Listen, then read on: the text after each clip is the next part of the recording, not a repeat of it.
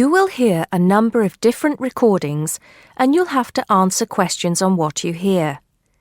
There'll be time for you to read the instructions and questions and you'll have a chance to check your work. All the recordings will be played once only.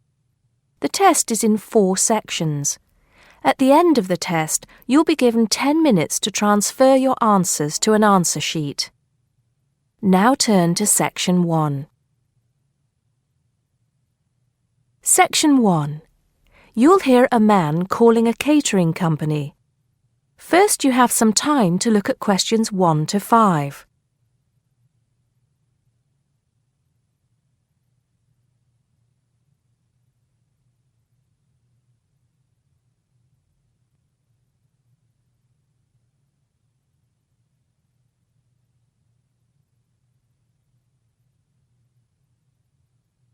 Now we shall begin.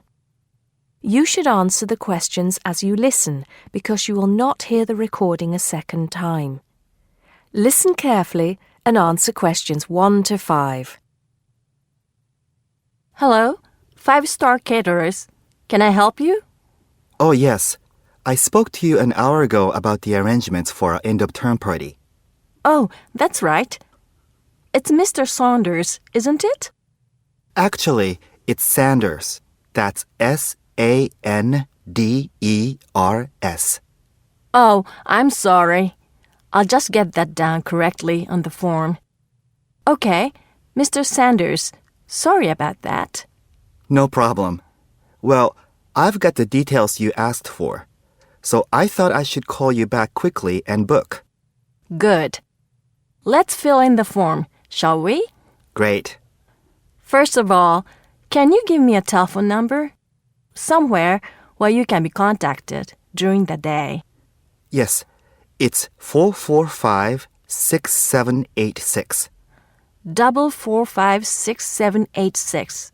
Okay. And do you have a number where you can be contacted outside of office hours? Well, I'm at work till late in the evening, so use the same number, and if I'm not there, you can leave a message. Thanks. I'll make a note of that. And how many guests shall I put down? Okay, that's changed. So instead of the figure I gave you before of 85, it's now only 50. It's much lower, I'm afraid, because a lot of people can't make that date. That's not a problem. Can you remind me of the date we'd set? Yes, it's the 25th of June. Okay, that's fine. Before you hear the rest of the conversation, you have some time to look at questions 6 to 10.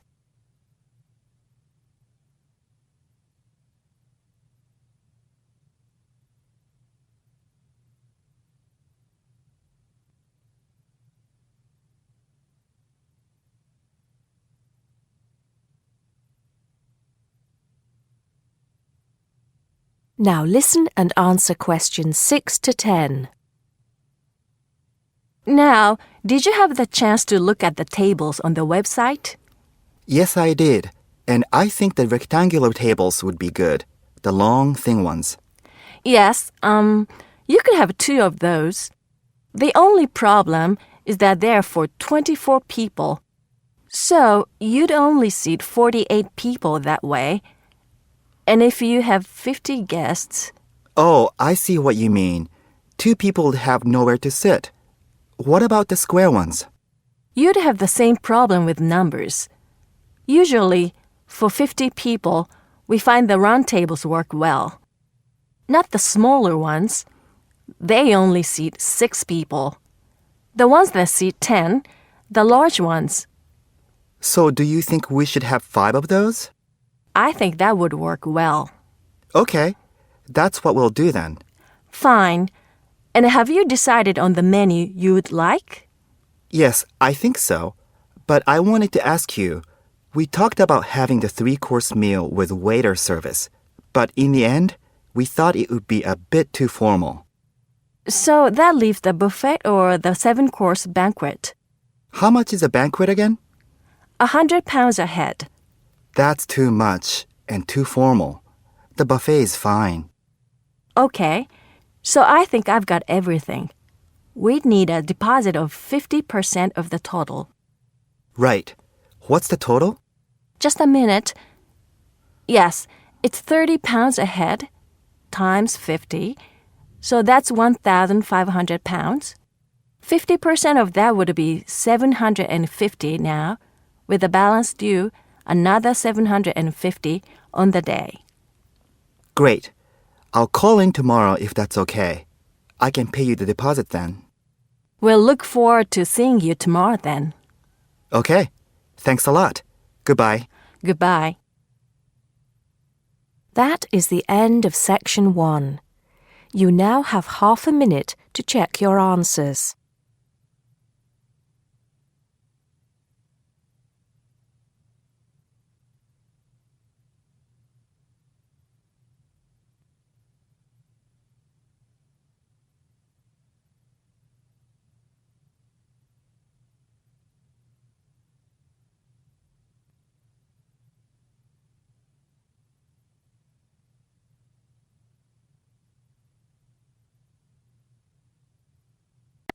Now turn to section 2.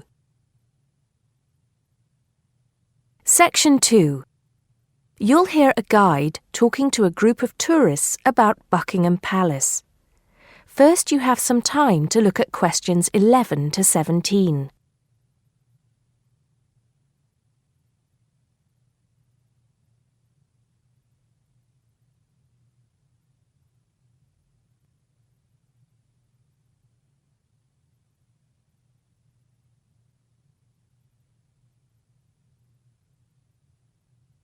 Now listen carefully and answer questions 11 to 17. Now, of course, Buckingham Palace is instantly recognisable to millions of people around the world.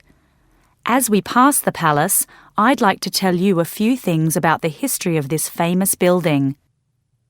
We think the first house was built here around 1624. In 1674, that house burned down and a new one was built, called Arlington House after its owner, the first Earl of Arlington. Then, in 1703, the first Duke of Buckingham changed the design of the house and the name. It was then known as Buckingham House. The building we see in front of us now has undergone many changes since it was first built. The east front, which is the part we see from the road, was added as part of the work done by Queen Victoria and was completed in 1850. But the palace has remained pretty much unchanged for nearly 100 years. The last major changes to the structure were made by King George V, who, in 1913, had the east front redesigned as a backdrop to the large memorial to Queen Victoria, which had just been placed outside the palace gates. Since then, only minor changes have been made. I should point out, though, that the palace was bombed 7 times during the Second World War, most seriously in 1940, when the palace's chapel was destroyed. Today, of course, it is the home of the royal family, but that wasn't always the case, although they did own most of the land it was built on. It was George IV who turned it into a palace, doubling its size when he became king in 1820. He had inherited it from his father, King George III, who, in 1761, had become the first royal owner of the building, though it was still not used as the home of the royal family, just as a private home for Queen Charlotte. It was known as the Queen's House at that time. King William IV finished the work after his brother, George IV, died. But King William never moved into the palace. In fact, in 1834, he offered it as a new home for Parliament after the Houses of Parliament were destroyed by fire. The offer was not accepted, though, and in 1837, when Victoria became Queen, the house became the main royal residence in London. However, Victoria and her husband, Prince Albert, found the house too small, so they carried out building work to further enlarge it. This included building the east front, which I've already mentioned as the part we are looking at now.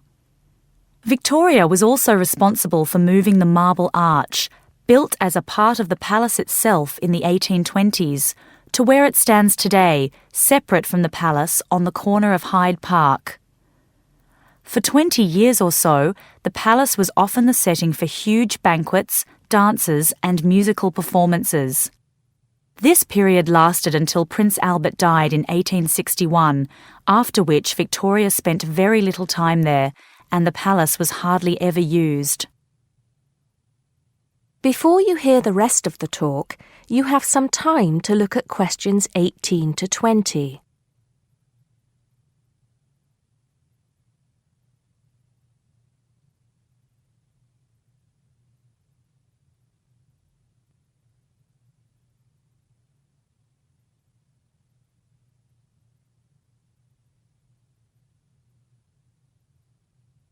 Now listen and answer questions 18 to 20.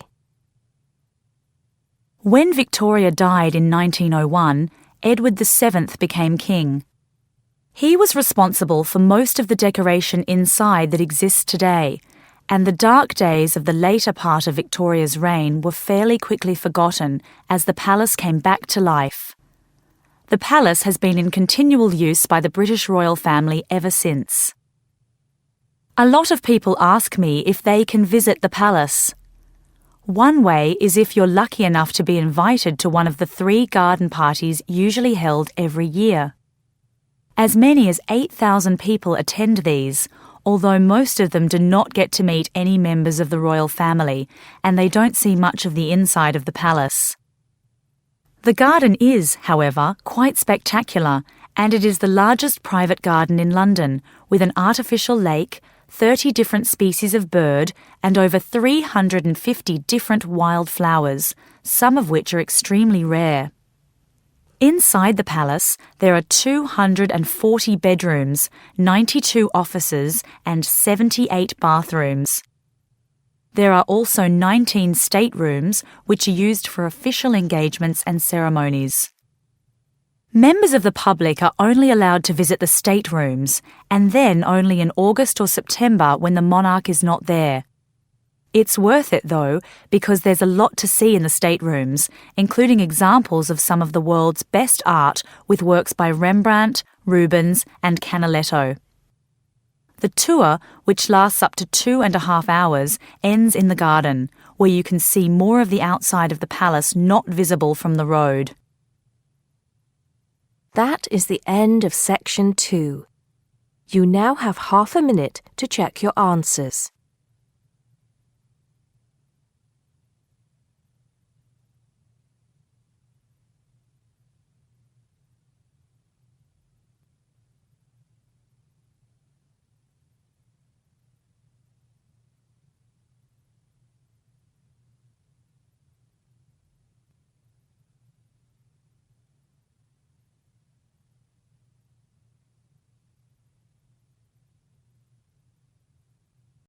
Now turn to Section 3.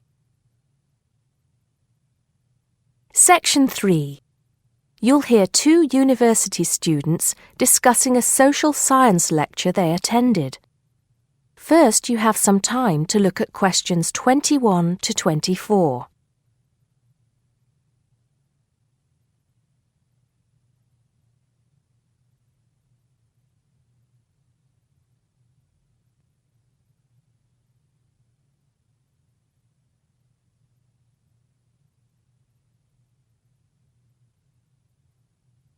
Now listen carefully and answer questions 21 to 24.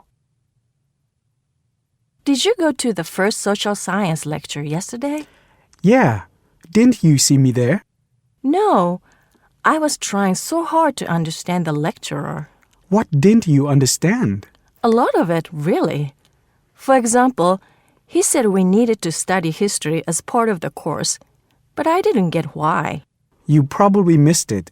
He said early on that we need to learn from our past mistakes. Right. But he also said we need to put ourselves in the place of our ancestors. Why is that? I think the point is that it's not enough to know how they lived and what they did. We need to know what they thought. I see. And I've written transferable skills in my notes next, but I have no idea what that means. If you study social science, you learn skills that you can use in a job. Oh, right. Is that all? Okay, but why is that? The point he made was that in studying social science, you use a flexible and adaptable approach to learning. Before you hear the rest of the conversation, you have some time to look at questions 25 to 30.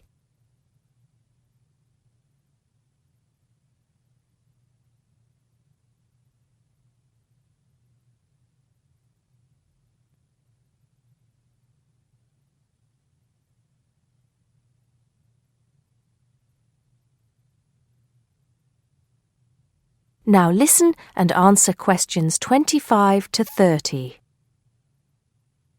He also kept mentioning all the other subjects we will need to study as part of the course. I didn't write them all down, did you? Some of them. I think I can make sense of my notes. The first one was Anthropology, which he said would cover prehistory and archaeology as well. Okay. Then there's economics.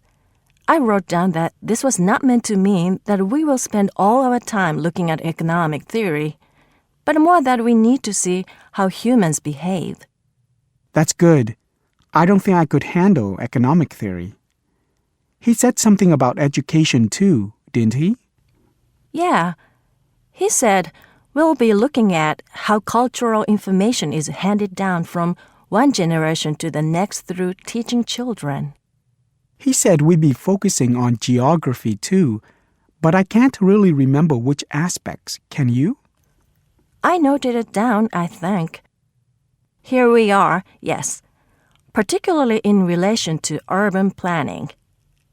It's law that I got confused about. I didn't understand why he linked that to economics. I think he meant that laws affect the way wealth is distributed. That makes sense. Now, what are the science wars? Okay, I did get that. The science wars are about how social science collects information. In sociology and social work, and in social science generally, they can only study patterns of behavior and observe. If you compare that to the way scientists work in physics or chemistry, it's very different because they use specific experiments that can be tested and which give concrete answers. Social studies is often accused of being unscientific. That's all. Okay. But it still looks like a good course, doesn't it? You don't have any regrets, do you?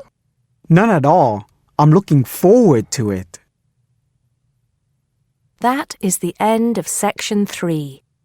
You now have half a minute to check your answers.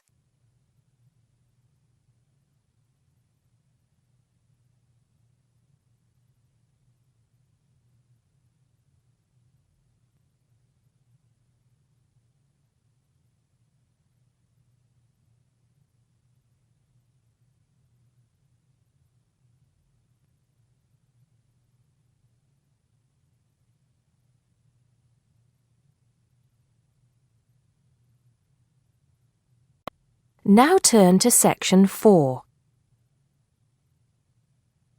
Section 4. You'll hear a lecturer talking to students about America in the 1960s. First, you have some time to look at questions 31 to 40.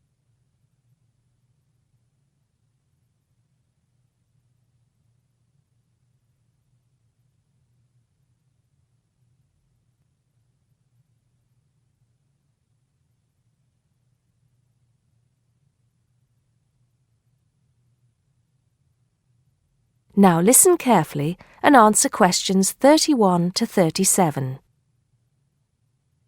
We begin our examination of America in the 1960s with the usual caution. There is no sense in trying to understand any decade without looking at what came before. Those of you who still have outstanding coursework on the 1950s would do well to complete it now. if for no other reason than it will help make sense of the next series of lectures. But we must press on, and I'd like to begin my talk about the 60s with a reference to one of those things that came before, the post-war baby boom. With the end of the Second World War in 1945, there began in the USA an era of perceived prosperity and security. In short, people started to feel that the world was a much better and safer place to bring up children. So, at the start of the 60s, all those children born in the baby boom, 70 million in the US alone, were teenagers. As the 60s progressed, and as this large number of people approached adulthood, there was a noticeable shift in the balance of power, and young people began to have a voice in ways that were not considered possible in the more conservative atmosphere of the preceding decade. Things were moving forward at a rapid pace. The literature of the time brought out all the taboos. Everything was covered, such as race in, for example, the book To Kill a Mockingbird. The role of women changed, and equality for women, well, let's just say that once certain books were published, women were no longer going to be satisfied with their roles as devoted wives and mothers. Through literature alone, the whole fabric of society was challenged, and by the end of the 60s, things would never again be as they had pretty much been for the preceding 40 years. It was a decade of protest, civil rights protests, feminism, the rights of minorities, the Vietnam War. All these causes led to peaceful and not-so-peaceful protests on college campuses and elsewhere. People had been given freedom of speech, and they were going to use it. The crime rate rose to 9 times what it was in the 50s, as respect for the old order faded away. But it was also a time of great development. In medicine, the 60s saw the first heart transplant. In technology and the space race, where we saw the first American in orbit and lasers being invented at the start of the decade, and the first man on the moon, and the first primitive internet at the end. None of this, good or bad, might have happened if things in 1962 had gone slightly differently. On October 16th, President John F. Kennedy met with his closest advisors at the White House. They had obtained photographic evidence showing that Cuba was building or installing nuclear weapons. It was widely believed that Cuba was preparing to fire these weapons at cities in the USA. Kennedy was faced with 3 choices: to try to resolve the crisis diplomatically by negotiating with Cuba and the Soviet Union, to take action to block the delivery of more weapons into Cuba, or to attack Cuba, destroying their weapons. Believing that the first option would end in failure and that the third option would lead to war, it was the second option that Kennedy chose.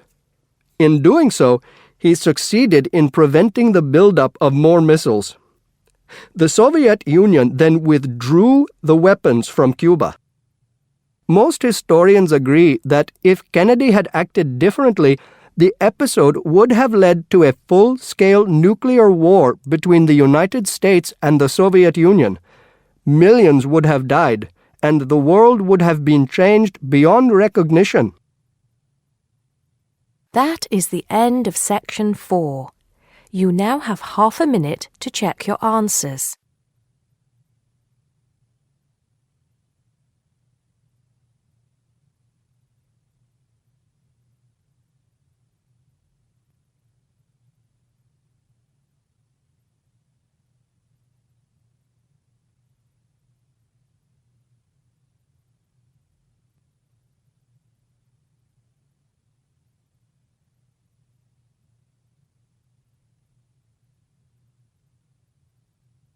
That is the end of the listening test. You now have 10 minutes to transfer your answers to the listening answer sheet.